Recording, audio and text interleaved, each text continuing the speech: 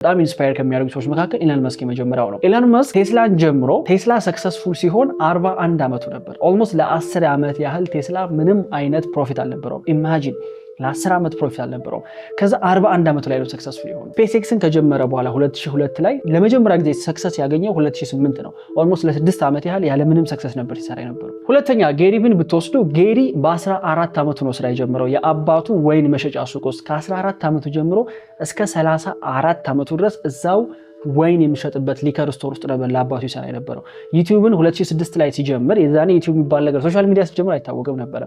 የወይን ኮንቴንት ነበር፣ ማንም አይመለከተውም። ሶሻል ሚዲያ ላይ ከ12 ዓመት በላይ ኤቭሪዴይ ኮንቴንት ፐብሊሽ እያደረገ ነበር። ብዙ ሰው ግን ያወቀው ሪሰንትሊ። ሌላው አንድሩ ቴትን ብትወስዱ ከኮቪድ በፊት አንድሩን ያን ያህል ሰው ያውቀውም ነበር። 4 ጊዜ ባይ ዘ ወይ የዓለም ሻምፒዮን ነው በኪክ ቦክሲንግ ስፖርት። ሻምፒዮን ከመሆኑ በፊት ግን ኦልሞስት ለ10 ዓመት ያህል ትሬን እያደረገ ነበር የቆየው። ማንም አያውቀውም የዛን ጊዜ። የመጨረሻው አሌክስ ሆርሞዚን ብንወስድ አሌክስ አሁን ላይ የደረሰበት ሰክሰስ ላይ ከመድረሱ በፊት 9 ፌል ያደረጉ ቢዝነሶች ነበሩ። 9 ማለት ጋይስ በጣም ብዙ ነው። ቢዝነስ ነው እያወራን ያለ ነው። እኔ እስካሁን የሞከርኩት ፕሮባብሊ 4 ቢሆን ነው።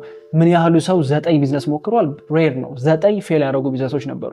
ከዛ በተጨማሪ ሪል የሚባል ገንዘብ ሜክ ያደረገው 30ዎቹ ውስጥ ከገባ በኋላ ነው። 28 29 ላይ ስቲል ስትራግል እያደረገ ስቲል ነገሮችን ፊግር አውት ለማድረግ እየሞከረ ነበር። ሰው ከነዚህ ሰዎች የተማርኩት ምንድነው? ምንጊዜም the best investment እኛ ነን። ሁልጊዜ የሆኑ ሻይኒ ኦብጀክቶችን ከማሳደድ ይልቅ የያዝነው ነገር ላይ ፎከስ አድርጎ ረጅም ጊዜ መስራት፣ ስራችንን ከአውትፑቱ መለየት፣ የሆነች ነገር ሰርቼ የሆነች ነገር ማግኘት አለብኝ ከማለት ይልቅ ስራው ላይ በጣም ጎበዝ ለመሆን መሞከር።